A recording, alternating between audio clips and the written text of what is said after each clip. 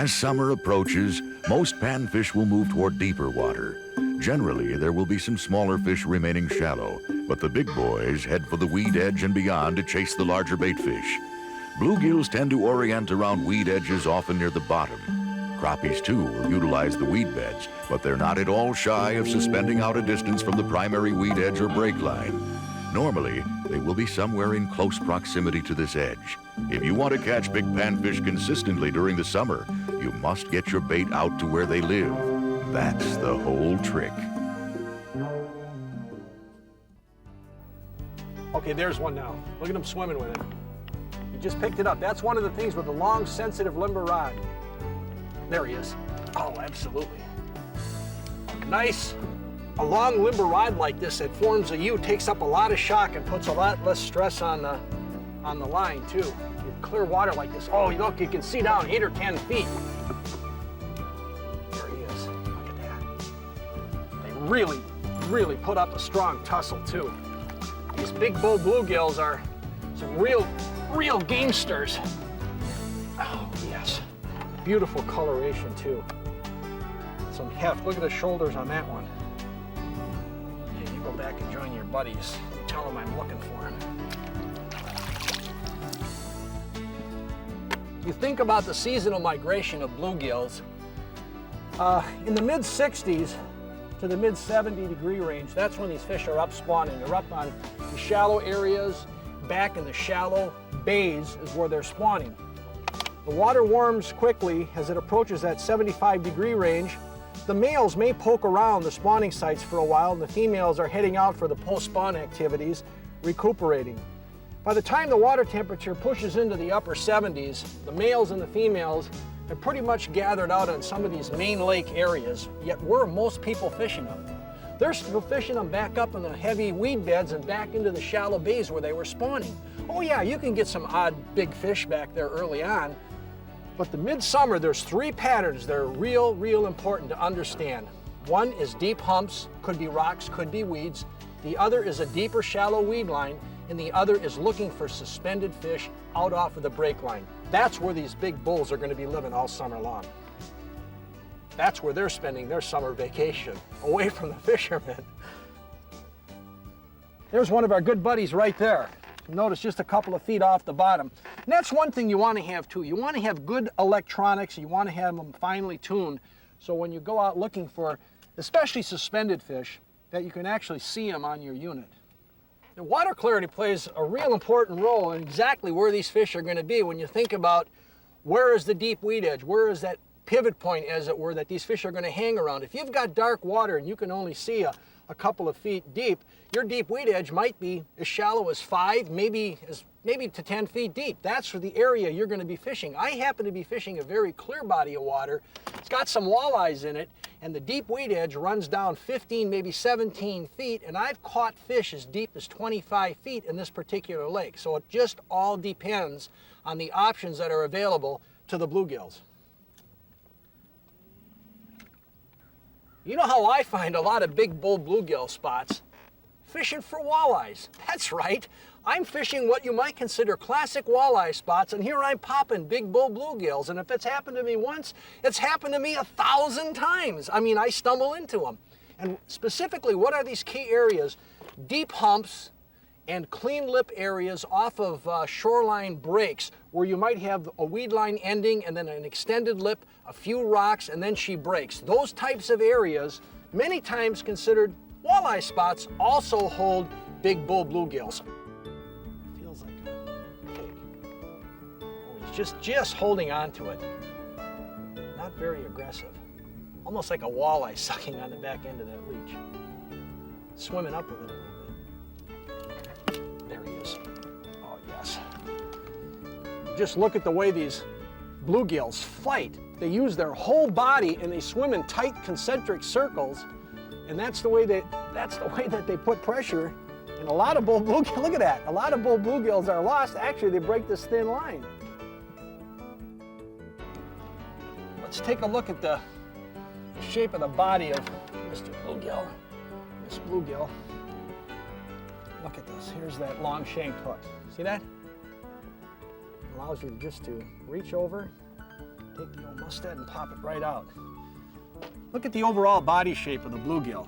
Very muscular, very compact, allowing this fish to function in and around cover as well as limited use of open water. A big eye, very good vision, sight feeders, and look at the mouth. For a large fish, it's got a very small mouth, and that all tells us that we should be using smaller baits, smaller hooks, lighter lines to take advantage of the senses of this fish and helping us catch them and understand them. Back you go. Here are a couple effective bait and rigging options for deeper water panfish. A split shot attached 2 feet above a small long-shanked hook or a basic slip sinker rig work well for me. The proper hook is very important, and I use a number 6 or number 8 mustad Aberdeen style because it's a fine wire, long shanked, very sharp hook. Another good option is a 1/16 to 1/64 ounce jig. Top choices for live bait are small leeches, a piece of crawler or worm, or a minnow. Personally, I prefer leeches because they're lively, tough critters, and the gills can't steal them quite as easily. Oh, for suspended gills, try a leech on a slip bobber rig. Normally, for my big bull bluegill fishing, I prefer a 2 pound, a 4 pound, and under some conditions, maybe a 6 pound, but I generally don't go any heavier than that ever.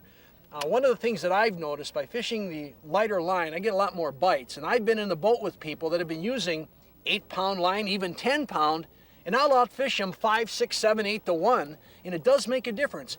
Bluegills have a very good sense of sight, and I think with a little bit of, when you pressure them a little bit, they can be extremely finicky. So the light line, small hooks, extremely live bait, and keep your offerings small too. When you think about what do bluegills eat? Well, they eat phytoplankton. Remember from the 9th grade biology class, what is a phytoplankton and a zooplankton? Well, they're microscopic insects and plants. And when these fish get out suspended during midsummer, they feed on these big masses of phyto and zooplankton and possibly even some small minnows. So what we're attempting to do is fish very slowly, very naturally with live bait, trying to tempt one of these critters into biting.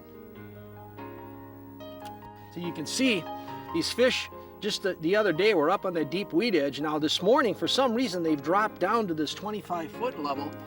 There we go. They're schooled up down at that 25-foot level, and one of the things, you can get that bait in front of them and the old competitive urge takes over, and they start arguing about who's going to eat first. Well, this one's deep. Oh, that's another big bluegill. One of the other things we haven't talked about is that many times I'll get some bonus bass, possibly a walleye. Look at this, a small, tiny little mustad hook with the long shank. That plays a critical role in just unhooking the bluegills a lot easier. And I always carry a hemostat with too. Occasionally, you hook one deep, you can pop the hook out quite easily. Full summer regalia.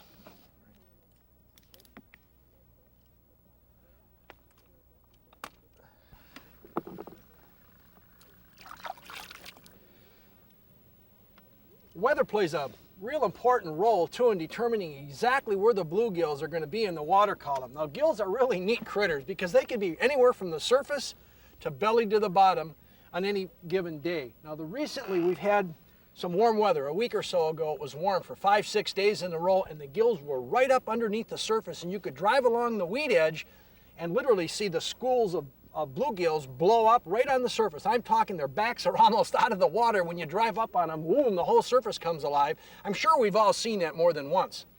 Just a little side note too, when the bluegills hit the deep weed line, if you've got northern pike in your lake, chances are good that the big pike are right underneath those gills, because I've seen that a lot too, where when the deep weed edge is inhabited by the gills, the deep weed edge is also inhabited by some big pike. Now, getting back to the weather, we've recently had, over the past couple days, a cool front. Not a real cold front, but a cool front. Now, these fish are no longer suspended high in the water column, but they're down on the deep weed edge, and that's where we're finding them, and that's where I'm seeing them on my graph, is just off that deep weed edge and even suspended just a little bit off of the weed edge. Like any valuable resource, even big bull bluegills are in short supply in many waters. Now, I've got a few in the tank that I'm going to take home and eat, of course. And I'm letting a lot of these fish go because quite frankly, I don't need the fish. Another one of those odd bites. They kind of swim up on it. There he is. Oh, it feels like another big bluegill. Look at that clear water. You can see him streaking around down there. There he is. The old pie plate, they swim in those concentric circles and just really pull. Okay, another giant sunny. Where do you see the size of this sunfish? Whoa! Look at that set of shoulders on that one.